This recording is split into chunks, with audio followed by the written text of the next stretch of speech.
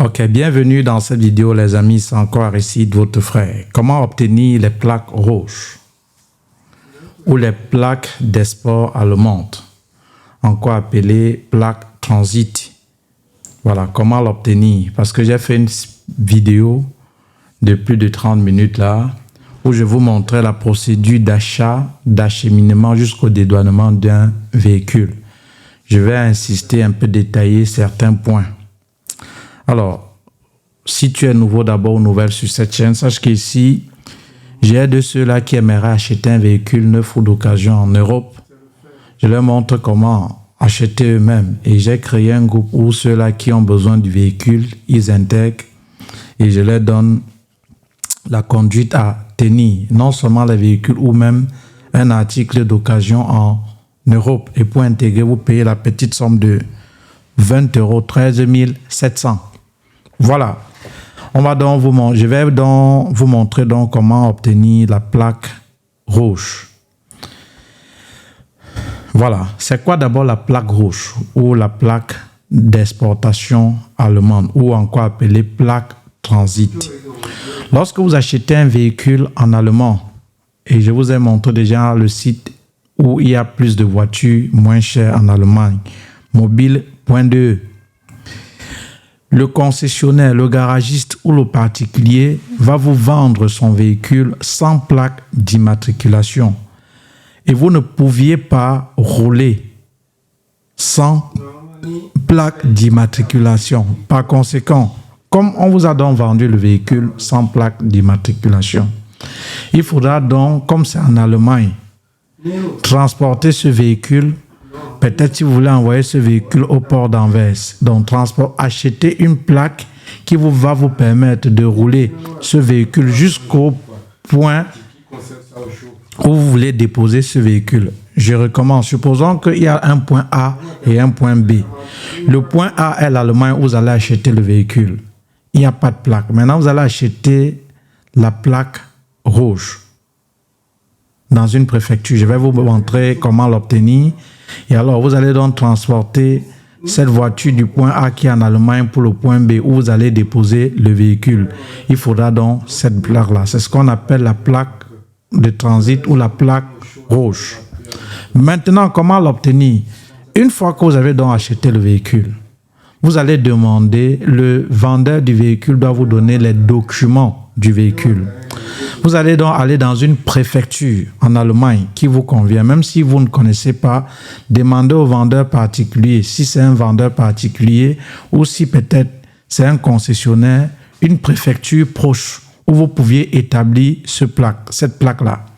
Il doit vous montrer. Vous allez aller avec la carte grise du véhicule, une pièce d'identité et le contrôle technique de cette voiture-là. C'est avec ces trois documents qu'on va vous établir cette plaque garagiste avec l'assurance qui y va avec. Pourquoi? Parce qu'avec cette plaque-là, vous pouviez, lorsque vous roulez, avoir un incident. Sachez que c'est assuré.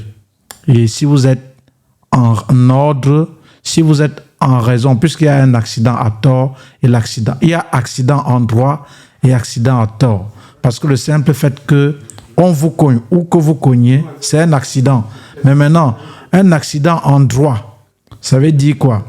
On vous a cogné, vous aviez raison. Un accident en tort, hein, ça c'est... Il ne faut pas que je mélange les choses. Ça c'est... À tort, c'est lorsque vous aviez cogné une personne. Voilà, donc, cette plaque-là, donc, c'est assuré. Et combien est pour la Belgique? Si vous prenez un véhicule en Allemagne et que vous allez transporter ça pour la Belgique, c'est maximum 1 mois pour qu'on vous donne cette assurance de cette plaque-là. Maximum 1 mois.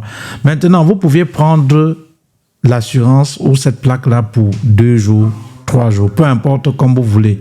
3 jours, 5 jours, 1 semaine, 2 semaines. Mais c'est maximum 1 mois. Et c'est en fonction de la préfecture et en fonction de la durée qu'on va vous donner le prix. Une fois que le mois est passé, la durée est passée, sachez qu'elle n'est plus valable. Et que si la police vous arrête en route, étant de rouler avec cette plaque, qui a déjà dépassé le délai, on doit vous arrêter.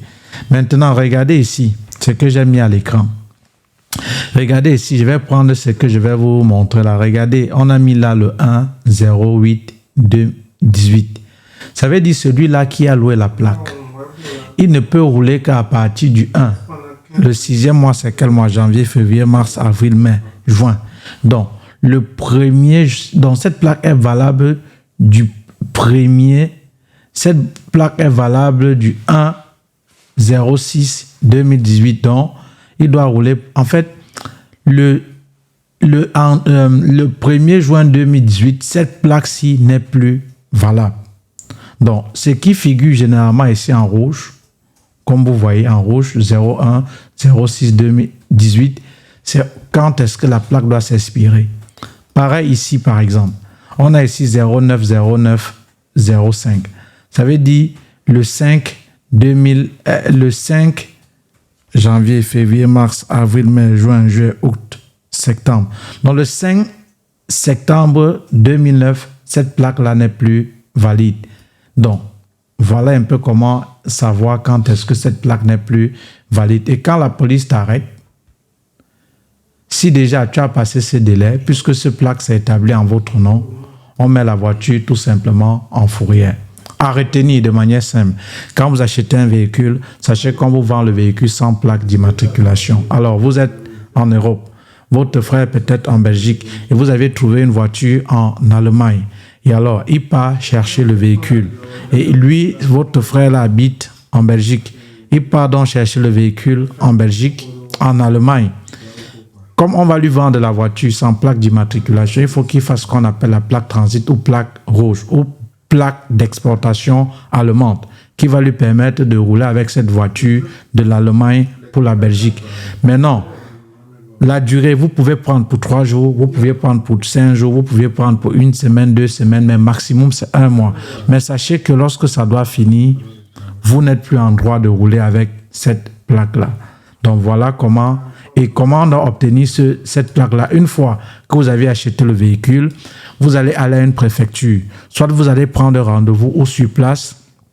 Vous pouviez ne pas prendre rendez-vous parce que pendant le Covid, on prenait rendez-vous. Maintenant, vous vous rendez à une préfecture, muni d'abord de votre carte d'identité nationale, d'une pièce d'identité. Ça peut être votre passeport, ça peut être votre carte d'identité ou votre carte de séjour. Bref, une pièce d'identité.